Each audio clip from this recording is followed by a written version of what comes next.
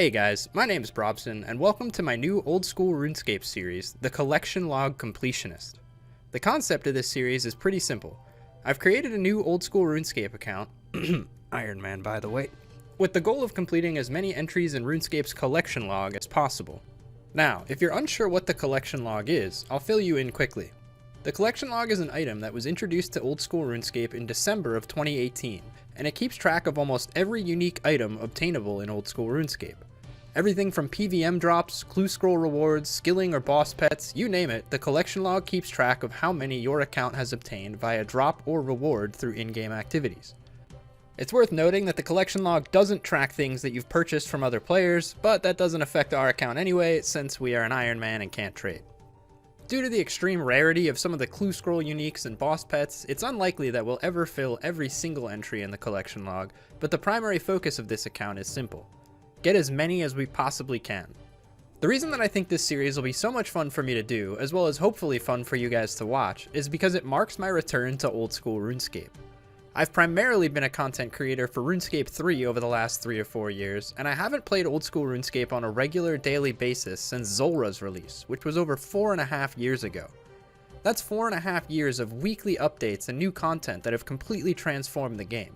The meta for almost everything, from optimal gear and gearing, character progression, individual skilling methods, all of it is way different than when I last played, so this account is a perfect opportunity for me to relearn the game and all of the new content available in it.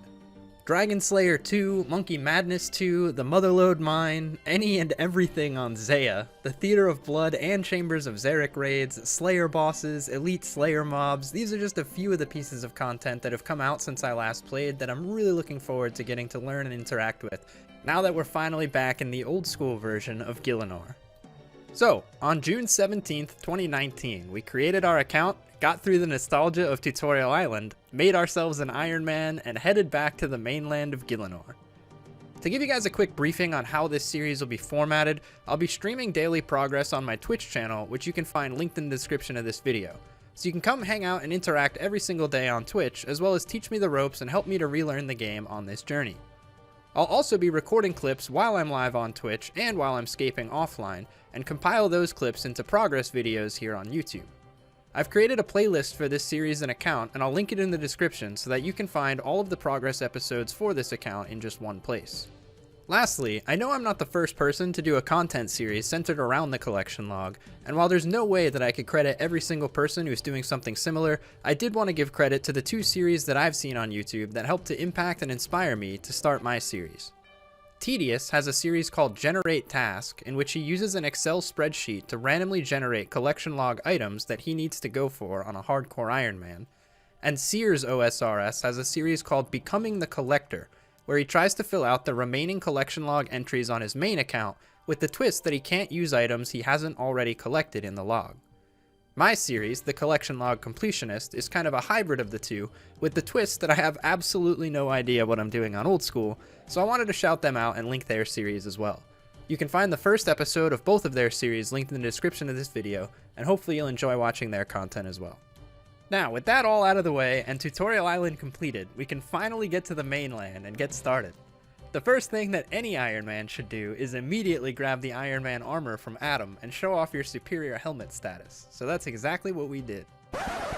Before we continue into my account's early progression, I realized during editing that a lot of people would probably wonder at this point why I didn't start as a hardcore Ironman and see how far I could get before losing the status, so I wanted to quickly address that. As a person who hasn't played old school in almost 5 years, I haven't even attempted, much less learned how to farm most of the bosses in this game, so while it could be fun to be super cautious to preserve the red helmet, I feel it would just be more stressful than it's worth.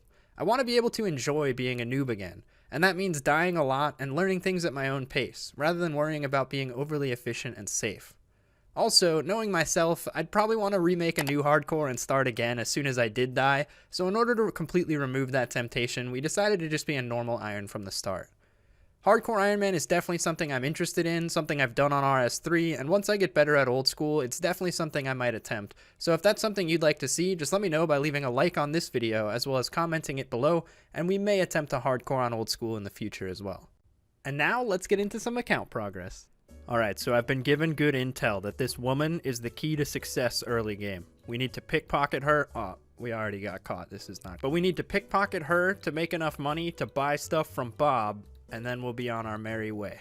All right, we have now saved up enough to buy an axe that we can't yet use, but this will be instrumental to our early game gains. Let's get it, boys. 200 GP. That kind of hurt, actually.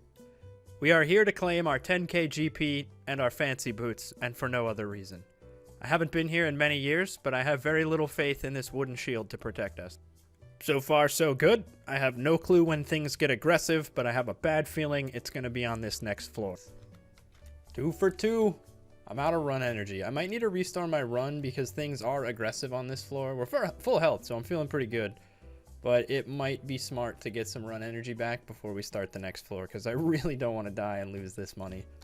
Monka S, dude, we are down to just 4 health. But we got 10k cash now. That should be pretty good starter cash. Do I go for this? I don't know if we go for this, or if we should just wait and come back later when it's safer. All that stands between us and greatness is not getting hit for a 10 by an Anku. My run is on, and I believe. Let's just YOLO it. Please don't kill me. Please don't kill me. Okay, that was a 4. We tanked it. We're good. Don't hit me anymore. And we're through. Whew. I don't know who that guy is. I've never seen him before, but we are safe, boys. We did it. Look at it, boys. The fashionscape is a little too real. Anyway, who's this guy? I've literally never talked to this guy before, so I'm curious to know who this is. I'm no ghost. I'm a spirit injecting my thoughts into your head. That's all right. That's good enough for me. So, after getting my steel hatchet and my first 10k cash from the Stronghold of Security, I plan to immediately start questing to get my combat up, because this is what I always do on new accounts. But quite a few people inform me that it would be smarter on an Ironman to do the Winter Tot activity before getting any HP levels, because it's more efficient to do Winter Tot with 10 HP. Therefore, my new goal is to get 50 fire making to unlock the Winter Tot. But in addition to this, it would also make sense to get some of our other gathering skills up, because the XP gained inside of Winter Tot is scaled based on your level, and the skills that are trained inside of the Winter Tot are fire making, woodcutting, and fletching, so we'll aim to get some levels in those up first. Additionally, the Winter Tot reward crates also reward resources based on your skilling level, and the skills tied to the reward crates are woodcutting, fishing, farming, herblore, and mining. It's not really feasible to train farming or herblore at this point on the account, and I really don't feel like mining, so we'll raise our fishing and woodcutting to better our reward resources. I also need food for the Winter Tot, and cakes are our best bet with 10 HP, so we'll thieve about 1,000 cakes from the cake stalls in Ardoin to help us get food to get us to 99 fire making. And that is our first major goal for the account, to stay at Winter Tot until we get 99 fire making, which will give us our first skill cape on the account, an infinite light source to use around the game, which will be extremely helpful early game on the Ironman, and the reward crates will give us tons of resources, some starter cash, and knock out quite a few uniques to get our first few entries on the collection log. That said, let's get started.